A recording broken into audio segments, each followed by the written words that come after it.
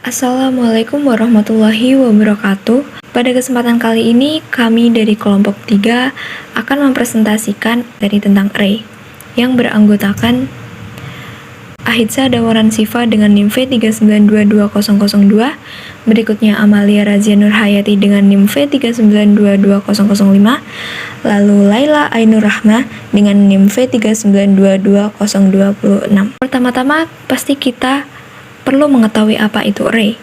Array adalah sebuah variabel yang bisa menyimpan banyak data dalam satu variabel. Array menggunakan indeks untuk memudahkan akses terhadap data yang disimpannya. Kemudian terdapat struktur array. Yang pertama, nama array, dan yang kedua, setiap nilai memiliki nomor indeks. Sebuah array dengan panjang n berindeks 0 sampai n-1. Berikutnya, karakteristik array. Yang pertama, mempunyai batasan dari pemesanan alokasi memori atau bersifat statis. Yang kedua, mempunyai tipe data sama atau bersifat homogen. Berikutnya yang ketiga, dapat diakses secara acak. Dan yang terakhir, dimulai dengan indeks 0. Selanjutnya, di sini terdapat jenis array yang terbagi menjadi dua, yaitu one-dimensional arrays, yang kedua multidimensional arrays. One-dimensional array sendiri berarti bentuk paling sederhana dari array di mana elemen disimpan secara linear dan dapat diakses secara individual dengan menentukan nilai indeks dari setiap elemen yang disimpan dalam array. Contoh, integer kurung siku nilai mahasiswa sama dengan kurung kurawal 10, 9, 8, 10, dan 7 kemudian dilanjutkan dengan semikolon. Jenis array yang kedua yaitu multidimensional array. Array yang memiliki lebih dari satu dimensi atau bisa disebut array di dalam array. Jumlah dimensinya tidak terbatas. Contoh array dua dimensi. Integer r kurung siku 2 kali sama dengan kurung kurawal, kemudian kurung kurawal yang kedua yaitu 1, 2, 3, kemudian kurung kurawal lagi untuk memasukkan 2, 4, 5, kemudian kurung kurawal lagi untuk memasukkan 4, 4, 5, dan dilanjutkan dengan semikolon. Contoh array 3 dimensi seperti pada gambar integer tes kurung siku 2, kurung siku 3, kurung siku 4, kemudian sama dengan kurung kurawal dan memasukkan data seperti pada gambar. Kemudian untuk cara mendeklarasikan array adalah sebagai berikut. Nomor 1, kurung siku bisa diletakkan setelah tipe data. Sintaksnya adalah tipe data, kurung siku, nama variabel, kemudian sama dengan, lalu kurung kurawal, lalu kita masukkan value, kemudian diakhiri dengan semikolon. Untuk contohnya adalah integer, kurung siku, nama variabel a, lalu kurung kurawal, lalu kita masukkan value 26, dan seterusnya, kemudian kita akhiri dengan tanda semikolon. Kemudian untuk cara mendeklarasikan array nomor 2 adalah kurung siku bisa diletakkan setelah nama variabel. Untuk sintaksnya, tipe data, nama variabel, kemudian kurung siku, lalu sama dengan, lalu kurung kurawal. Kemudian kita masukkan value, lalu akhiri dengan semikolon. Untuk contohnya adalah integer, nama variabel a, kemudian sama dengan, lalu kurung kurawal, kemudian kita masukkan value 26 dan seterusnya, lalu akhiri dengan semikolon.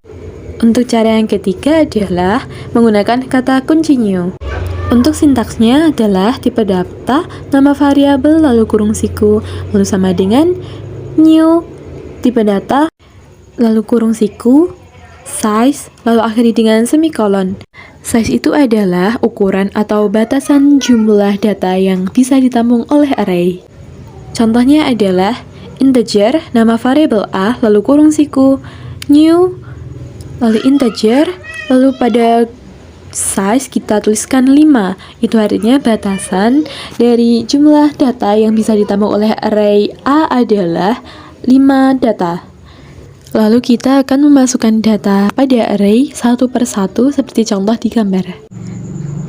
Cara yang terakhir adalah dengan menggunakan objek array list. Dengan array list, kita dapat mengisi array dengan data yang tipe datanya berbeda. Caranya adalah kita akan membuat objek array list terlebih dahulu seperti kita membuat objek scanner. Lalu kita akan mengisi array dengan data yang kita mau dengan cara nama array list, lalu titik, lalu add, lalu kita akan memasukkan data dalam kurung. Kemudian ada cara mengakses data array. Cara pertama adalah menggunakan indeks. Kita bisa memanggil data pada array dengan cara system out println nama array, lalu dalam kurung siku kita masukkan indeks dari data yang kita mau. Yang kedua adalah menggunakan perulangan for. Ada dua cara untuk mengakses data array dengan menggunakan perulangan for. Yang pertama, kita akan mendeklarasikan array terlebih dahulu, lalu kita masuk perulangan for. Namun, dalam perulangan for ini, kita hanya mendeklarasikan i, lalu titik 2, lalu nama variabel array. Lalu kita panggil dengan cara system out println, lalu i, dan diakhiri dengan tanda semikolon. Untuk cara kedua yaitu, kita menggunakan perulangan seperti biasa. Pertama, kita mendeklarasikan array terlebih dahulu, lalu kita akan masuk ke dalam perulangan for dengan inisialisasi variabel i sama dengan 0 untuk nilai awalnya, lalu kita masuk kondisi i kurang dari array length atau panjang dari array, lalu kita print system out println r, lalu dalam kurung siku i, kemudian i++. Dengan kedua cara itu, output yang muncul sama saja. Namun untuk cara yang pertama itu lebih mudah karena lebih singkat. Sekian presentasi dari kelompok kami. Apabila ada kesalahan, mohon maaf. Wassalamualaikum warahmatullahi wabarakatuh.